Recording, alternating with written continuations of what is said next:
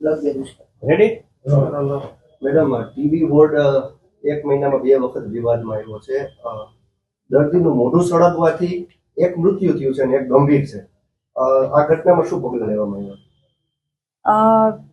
પ્રથમ જે દર્દી હતું એને ડિસ્ચાર્જ પણ કરી દેવામાં આવ્યું છે અને એની તબિયત અત્યારે હાલમાં સારી છે.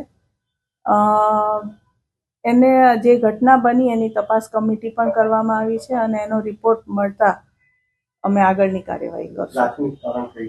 પ્રાથમિક તારણ કમિટીના રિપોર્ટ પછી જ હું કહીશ. બીજી ઘટના જે બની છે એમાં સ્પષ્ટપણે ડોક્ટરે એન્ટ્રી કરાવેલી છે કે બીડી પીતા દાઝી ગયા છે.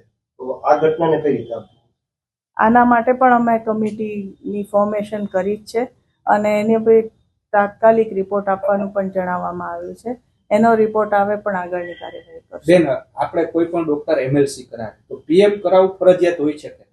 પીએમ કરાવવું ફરજિયાત હોય છે. પીએમ વગર બોડી એના વતન ચાલી ગઈ છે, તો હવે આ મામલે શું આમાં કાર્યવાહી થાય? આનું પણ અમારી કમિટી જે માર્ગદર્શન આપશે એ પ્રમાણે કાર્યવાહી ના, કમિટીમાં હું ના હોઉં. તો એમાં તપાસમાં શું શું બહાર થાય? મેડમ, જવાબદારી વેન્ટિલેટરનું જે બહારનું આવ્યું હતું, વેન્ટિલેટરમાં આગ લાગી. વેન્ટિલેટર એ વખતે પણ આઈ થિંક અમારા બાયોમેડિકલ એન્જિનિયરે આપને સર્ટિફિકેટ આપેલું તથા પીઆઈયુ ઇલેક્ટ્રિકેટ પણ સર્ટિફિકેટ આપેલું કે લાઇનમાં કોઈ ખામી નથી તથા વેન્ટિલેટરમાં પણ કોઈ પણ જાતની ખામી નથી. એનું કમિટીનો રિપોર્ટ મને આવે. આ પ્રથમની વાત કરે છે, તમે બીજાની વાત કરો. બીડી લખેલી છે, તો બીડી પીવીની છૂટ છે કે નહીં? બીડી પીવાની કોઈ પણ હિસાબે છૂટ ના હોય. તો હવે એની જવાબદારી કોની આવે? કોઈ પેશન્ટ બીડી સળગાવે, અમને રિપોર્ટ આવવા દો પછી અમે આગળ. જવાબદારી તો એને રિપોર્ટની મેડમ શું જરૂરિયાત છે? ખાલી સામાન્ય વાત છે કે કોઈ પેશન્ટ બીડી પીવે તો કોની જવાબદારી? અમને કમિટીનો રિપોર્ટ આવવા દો. કમિટી અમને રેકમેન્ડેશન આપે એ પ્રમાણે કમિટી નક્કી કરી શકે. બીડી પીવા ડોક્ટર તે પેશન્ટ બીડી પીવે છે અને જે બ્લાસ્ટ થયો છે એવું સ્પષ્ટપણે એન્ટ્રી છે, તો એમાં કમિટી શું નિર્ણય કરશે?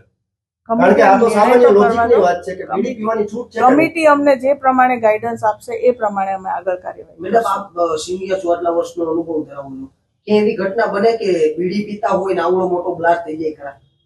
હવે વેન્ટિલેટર અને ઓક્સિજન એ બેના ડોક્ટર્સ અલગ છે. હું પ્લાસ્ટિક સર્જન છું, બરાબર? આમ તમારા અંદાજ પ્રમાણે શું હોય? છતાં પણ ઓક્સિજનનો ફ્લો કેટલો હતો, શું હતું એ જાણ્યા વગર હું આવી ઓક્સિજનના સંપર્કમાં હોય છે આગ લાગે ખરા?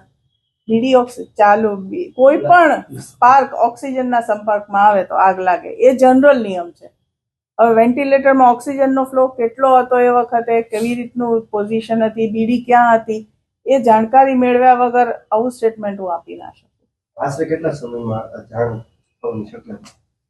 અઠવાડિયામાં તો થઈ જશે કમિટીને.